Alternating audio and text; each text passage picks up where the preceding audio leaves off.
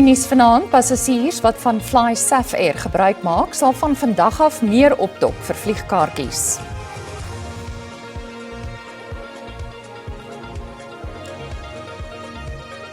President Cyril Ramaphosa voeg sy stem by diegene wat die waterkrisis in Johannesburg veroordeel.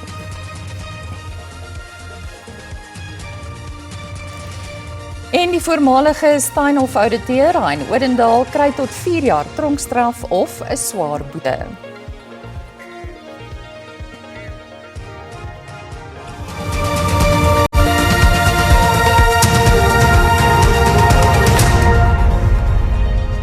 Goeienaand en baie welkom by die nuus in Afrikaans. Die gevolge van die Iranse oorlog raak toenemend aan Suid-Afrikaners se sakke. Passasiers op FlySafair Air moes van vandag af meer opdok vir vliegkaartjies. Die plaaslike lugdiens plaas 'n tydelike bybelasting op hulle vlugte om voorsiening te maak vir die stygende koste van vliegtuigbrandstof. Die versperring van een van die belangrikste olievervoerroetes, die Straat van Hormuz, het die prys van ru-olie die hoogte laat inskiet. Die skerp prysstyging van ru-olie en aardgas sedert die VSA en Israel se aanvalle op 28 Februarie begin het, tref talle bedrywe. FlySafair sê vliegtuigbrandstof aan die kus is tot 70% duurder. Volgens die lugdiens absorbeer hy die stygende koste vir die afgelope 13 dae en moet noodgedwonge die las met passasiers deel. There's a new line item that's added in and amongst the airport charges, which you'll see as a dynamic fuel surcharge. And that is then actually created. It's set per route at the moment because it's based on the length of flying. And it's obviously calculated by virtue of the increase that we're experiencing now. So that's a set rate. It's not based on what the fare is that you're paying. It's a set fee per route. Ekonome sê dat die gevolge van die oorlog verder gaan uitkring as brandstofpryse.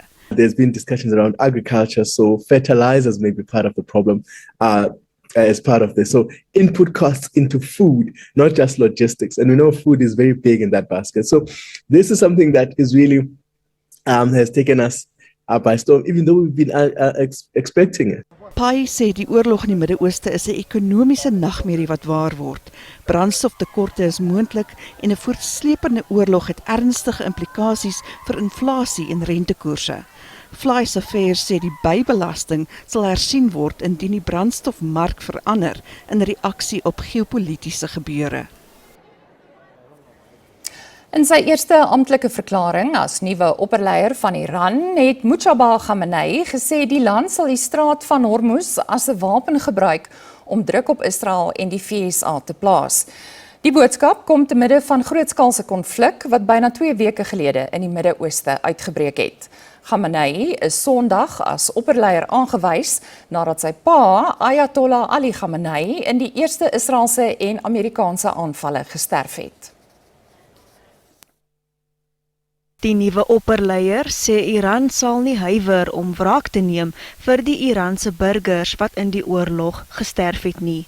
Dit sluit sy pa, ma en sy vrou in, as ook die 168 mense wat by 'n meisieskool in Minab gesterf het. Volgens Iran het 'n Amerikaanse missiel die skool getref. Die VSA sê hy ondersoek die aanval. Minstens 8 mense is dood in oornagaanvalle deur Israel op die Libanese hoofstad Beirut. Dit volg nadat die Israeliese minister van verdediging, Israel Katz, opdrag gegee het dat sy weermag sy offensief verskerp.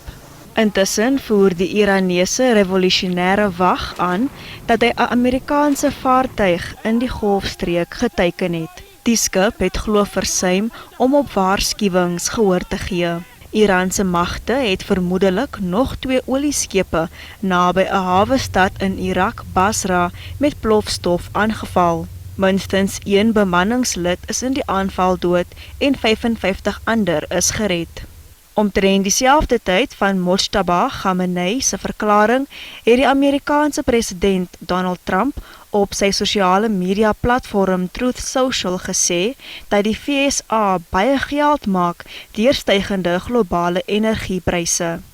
Trump hou vol dat sy doelwit is om te keer dat 'n duiwelse ryk Iran kernwapens besit en sodoende die Midde-Ooste en inderwaarheid die wêreld vernietig.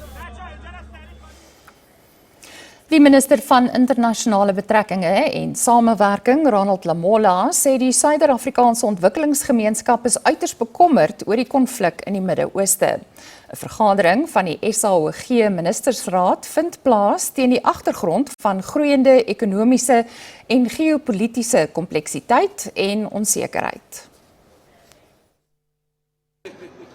Behalwe vir die eskalerende oorlog in die Midde-Ooste, het die SAOG ook slapelose nagte oor die veiligheidssituasie in die ooste van die Republiek die Kongo en Madagaskar. We remain concerned of the escalating conflict and the displacement of communities in the Eastern DRC. SADC must remain seized with supporting all efforts to bring peace and stability in the Eastern DRC. We remain seized with supporting the process in Madagascar to restore civilian and democratic rule. Die SAOG sê sonder stabiliteit sal die streek nooit welvarend word nie. Consolidating peace and security remains a top priority. With stability, without stability, industrialization falters, investment declines, and our visions of 2050 slips beyond the reach. The region continues to engage actively in addressing the situation in both the Democratic Republic of Congo and Madagascar. Die SAOG hou ontwikkelings in die Midde-Ooste fyn dop.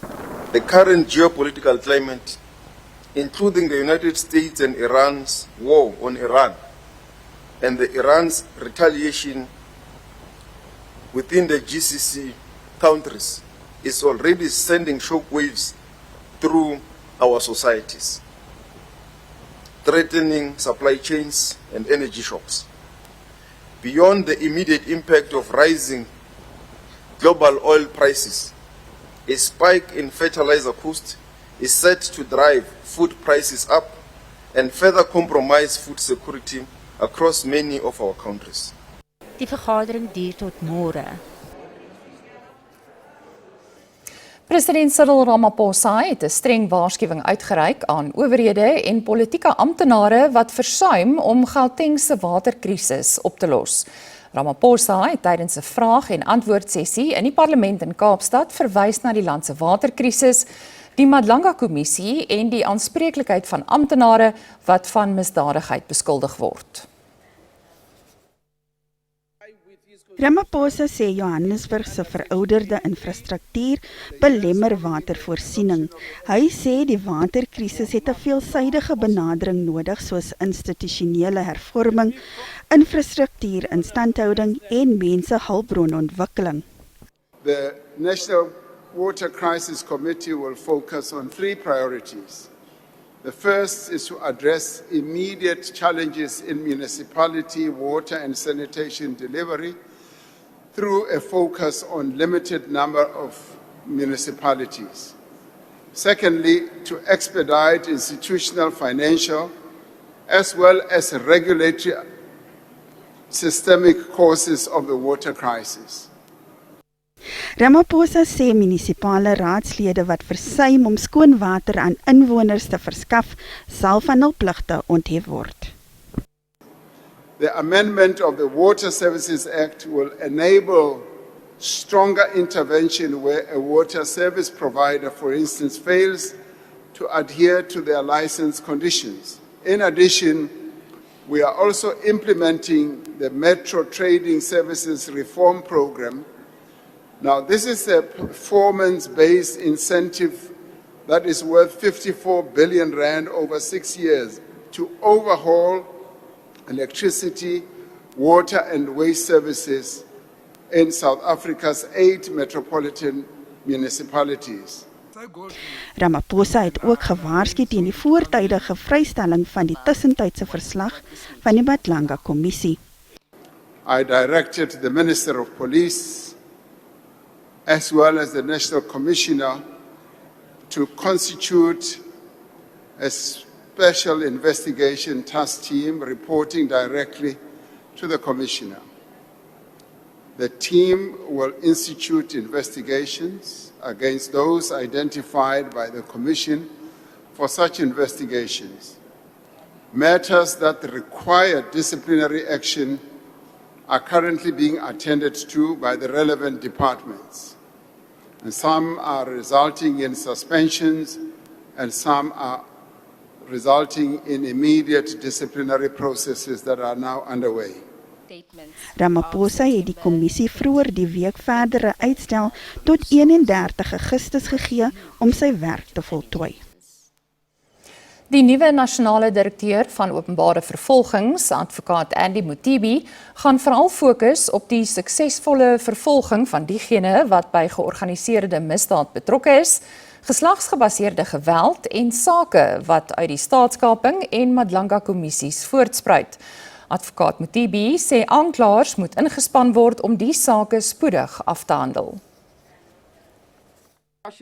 Mothibi sê die NVG werk saam met ander wetstoepassingsagentskappe wat voorlopige bevindings van die kommissie gebruik om hoë profiel amptenare te ondersoek. Hence this collaboration with the SAP to deal with the Madlanga outcomes based on the first interim report that was presented to the president. As it has been reported now, they are expected to hand the second interim report, I think in May. Again, based on that report, we will act. Mothibi het benadruk dat die wet op die openbaarmaking van inligting, bekend as die Vletjieblaserwet, versterk moet word. Dit volg na moorde op getuies en vletjieblasers wat gekoppel is aan getuienis wat tydens die Madlanga kommissie gelewer is. Its coverage is not wide enough to cover other whistleblowers that are outside of the employer-employee environment. The Protected Disclosures Act, if you read it now, currently, it limits the protection to those who disclose wrongdoing in the employer-employee relations space. So the intent is to widen up. Mothibi het die finansiële en operasionele onafhanklikheid van die NVG bepleit. Ons is net hierna terug met nog nuus in Afrikaans, bly ingeskakel.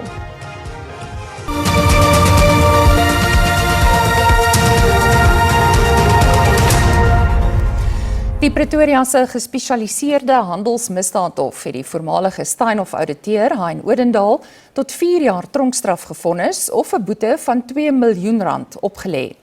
Odendaal, wat homself verlede jaar aan die valke oorgegee het, het 'n pleitooreenkoms aangegaan oor sy rol in die multimiljard-rand skandaal. Die hof het bevind dat hy versuim het om massiewe bedrog met fiktiewe inkomste aan te meld, wat gelei het tot die vrystelling van valse en misleidende inligting oor die maatskappy se geauditeerde finansiële verslae. Die Steinhoff-skandaal was 'n reuse korporatiewe bedrogspil wat sowat R125 miljard in opgeblaase winste en bates behels het. Dit het ook gelei tot die ineenstorting in 2017 van een van Suid-Afrika se grootste kleinhandelaars. Dit het ook wêreldwye ondersoeke, massa-afleggings en beduidende verliese vir pensioenfondse tot gevolg gehad. Die uitvoerende hoof, Marcus Jooste, het hom in Maart 2024 in Hermanus doodgeskiet, 'n dag voor hy homself aan wetstoepassers moes oorhandig. Die eerste staatsgetuie is geroep in die Gqeberha Hooggeregshof tydens die moordverhoor van die sakeman Arnold ter Blanche. Hy word daarvan beskuldig dat hy die moord op sy vervreemde vrou Vicky in 2021 beplan het. Sergeant Nontutulelo Tinto het getuig dat Reinhard Leach haar as vermis aangemeld het. Ter Blanche word daarvan aangekla dat hy Leach, wat destyds Vicky se kerel was, gewerf het om haar te vermoor. Leach het op sy beurt 2 medewerkers gewerf. Die verdediging sê egter dis nou onduidelik wie Ter Blanche versmoor het. Die 2 veroordeelde medepligtiges, Leach en Dylan Cullis, het teenstrydige weergawe gegee oor wie 'n kussing oor haar gesig geplaas het, met elkeen wat die vinger na die ander gewys het. Ter Blanche pleit onskuldig op 6 aanklagte, insluitend moord en roof met verswarende omstandighede. Verrigtinge is hervat nadat die verdediging 'n moontlike aansoek vir die regter om homself te onttrek laat vaar het. 'n Vergadering tussen die Noord-Kaapse LER vir samewerkende regering en die Solplaatjie Munisipale Raad in Kimberley het in wanorde geëindig nadat sommige raadslede die verrigtinge ontwrig het. Die vergadering is gehou om oplossings te vind vir die munisipaliteit se voortgesette regerings- en administratiewe probleme wat in September verlede jaar begin het. Die hoofoorsaak was tugoptrede teen die munisipale bestuurder Tapelo Matlala wat deur gemeenskapslede van korrupsie beskuldig word. In 'n poging om die situasie te beredder, het die LER 'n vergadering agter geslote deure gehou met hoofsweepe van die politieke partye in die raad. Die munisipale bestuurder Tapelo Matlala was die afgelope paar maande in en uit die hof om sy pos in die munisipaliteit te probeer terugkry. Hy het toe op sy eie teruggekeer werk toe sonder dat dit almal se goedkeuring weggedraai het. Die LER Bentley was het die gedrag veroordeel van die raadslede wat vir die ontwrigting verantwoordelik was. Ons het kon toe ontmoet saam met alle sweeps van die verskillende politieke partye. 7 van hulle het die vergadering bygewoon. En ons het geleentheid gegee om te praat oor die issues wat die negatiewe impak het in die munisipaliteit. Is baie duidelik dat dit is nodig vir intervensie van provinsiale regering se kant af. Was sê die situasie kan nie langer so voortgaan nie. Die munisipaliteit in gebreke bly met doen beteken dit dat se nodigheid vir intervensie van ons kant af. So ek hoop en vertrou met die huidige situasie dat ons spoedig moontlik sal terugkom en terugvoering gee oor wat die volgende stap sal wees. Volgens Was glo hy oplossings kan gevind word vir die probleme in die Solplaatjie munisipaliteit. Die geskorste hoof van die polisie se georganiseerde misdaadeenheid, Richard Chibiri, se getuienis is skepties ontvang in die Madlanga-kommissie. Die kommissie ondersoek misdadigheid en politieke inmenging in die polisiediens en regbank. Generaal-majoor Chibiri voer aan dat hy weens 'n finansiële verknorsing geld geleen het van die vermeende misdaadhoof Vusimusi Kat Matlala. Komiteelede is steeds skepties dat die R70.000 wat Chibiri van Kat Matlala gekry het, 'n lening was vir herstelwerk aan sy seun se voertuig, met bankstate wat toon dat Chibiri en sy seun saam meer as R100.000 in hulle bankrekeninge gehad het op die tydstip. Opnames deur getuie C van Matlala na sy inhegtenisneming dui daarop dat die geld vermoedelik bestem was vir drankaankope vir 'n familiesaamtrek van Chibiri. It's either another coincidence that the payment is made 2 days before your celebration on the 20th of September. He also knows about the celebration. Is that not more consistent with you getting the money for that purpose as opposed to for the vehicle for your son? Really, it doesn't make sense because there is money which showed in my account of my son. Money showing paying for parts and whatsoever. And you still insist, I don't know for what reason. Chibiri is ook ondervra oor sy ontkenning van inmenging met die ondersoek na Armand Swart se dood. Die getuienisleier voer aan dat Chibiri doelbewus verwarring geskep het in die saak. Die kommissiesitting duur voort. Die DA het uit die parlement se ad hoc komitee gestap omdat hulle ongemaklik was oor die sakeman Kishin Chetty se getuienis terwyl hy reeds in 'n strafregtelike saak betrokke is. Chetty beskuldig ondersoekers van die Suid-Afrikaanse Polisiediens, die onafhanklike direktoraat teen korrupsie en die NVG in 'n beëdigde verklaring daarvan dat hulle 'n vendetta teen hom het. Lede van die ad hoc komitee het verskil oor of Chetty sy getuienis moet voortsit, omdat van die kwessies in sy beëdigde verklaring handel oor 'n strafregsaak waarin hy betrokke is. The nature of what is said in the affidavit requires a competent court of law. And it's a detriment, it's a legal detriment to Mr. Chetty himself to come and answer here. Thereof, let's protect the integrity of this committee, but also of Parliament. And if we are going to go ahead, Chairperson, I'm very uncomfortable to participate. Chair, I'm not blaming anybody. We find ourselves in this situation. I choose to deal with it as I find it. I am deeply uncomfortable with proceeding and I request to be excused along with Honourable Kernborn. Okay. Thank you. Die LP vir die EFF, Lee-Ann Matthys, het geargumenteer dat die hofsaak nie die komitee verhoed om Chetty se getuienis aan te hoor nie. Die voorsitter het beslis dat Chetty wel kan voortgaan met sy getuienis. Die ad hoc komitee se ondersoek sal na president Ramaphosa se vraag en antwoord sessie voortgaan. Die MK-party het Bongani Ntwango as sy sekretaris-generaal geskort. Ntwango is in Augustus verlede jaar aangestel nadat Floyd Shivambu uit die pos ontslaan is. Hy word nou vervang deur Sibonelo Nomvalo, wat tans in die parlement se ad hoc komitee dien. Die party het die aankondiging tydens 'n media-konferensie in Durban gemaak.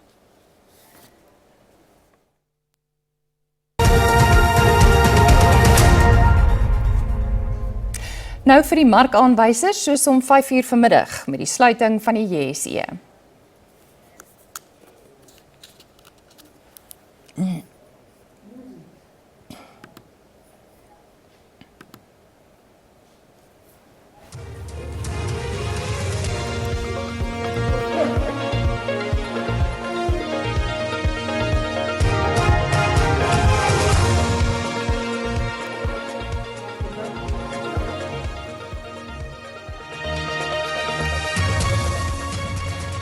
Sportnuus en die weer net hierna, bly by ons.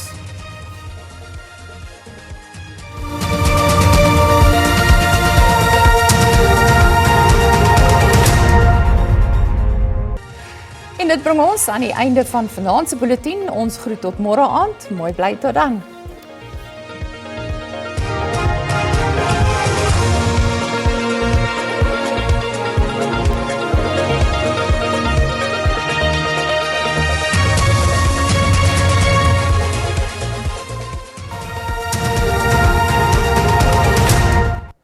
Goeienaand en hartlik welkom. Die weer is as volg wat vandag en betref bewolkte toestande kom voor in dele van die Noord-Kaap as ook in die Wes-Kaap met enkel tot verspreide buie wat voorkom in Mpumalanga, Gauteng eerder as ook in Mpumalanga. Wyd verspreide buie kom ook voor in die verre dele van Limpopo as ook in die noordoostelike dele van Mpumalanga. 'n Fris wind kan ook verwag word langs die kus as ook in die binneland. As ons kyk na môre, verspreid tot wyd verspreide buie kom voor noordoostelike dele van die land met oggendmiskolle wat voorkom in Mpumalanga, KwaZulu-Natal, die Oos-Kaap as ook in dele van die Wes-Kaap.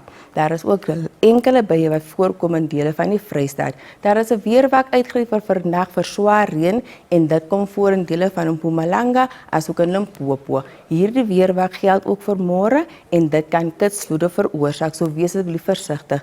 Toestand is ook gunstig vir die ontstaan van wêreldveelbrande en dit kom grootliks voor in dele van die Noord-Kaap as ook in dele van die Wes-Kaap. Ons minimum en maksimum temperature in Gauteng 'n koel dag kan verwag word. Johannesburg se minimum daar is 19 met 'n maks van 21. Pretoria se maksimum daar is 23 grade. In Limpopo 'n warme dag kan verwag word, andersins met enkele buie. Bella se minimum is 15 met 'n maks van 27. 'n Warme dag kan ook verwag word in Mpumalanga. Die kook styg tot 25 grade in Skukuza. Carolina se minimum is 13 met 'n maks van 18 grade. In KwaZulu-Natal 'n warme dag kan ook voorkom. Pietermaritzburg se maksimum is 30, Kokstad se minimum is 6 met 'n maks van 27. In die Oos-Kaap 'n warme dag kan verwag word. Die kook styg tot 36 grade in Graaf-Reinet. Willowmoor se maksimum is 37, Gqeberha se minimum is 17 met 'n maks van 30. 'n Baie warme dag kan ook verwag word in die Wes-Kaap met temperature in 40 grade. Vredendal se maksimum daar is 40, Ken Williams se maksimum is 41. Oudtshoorn het ook 'n maksimum van 40 grade. In die Noord-Kaap gedeeltelik bewolkte toestand in die verre oostelike dele van hierdie provinsie, anders het ook warm. Carnarvon se maksimum is 33. In die binneland en die Vrystaat enkele buie kan verwag word in hierdie provinsie, anders het warm. Welkom se maksimum is 27, Bloemfontein se minimum is 13 met 'n maks van 28. Dan laasens Noordwes gedeeltelik bewolkte toestande met enkele buie wat ook kan voorkom. Mahikeng se maksimum is 25. Vryburg se maksimum is 27. Dis en al van ons by die weersentrum. Geniet die aand.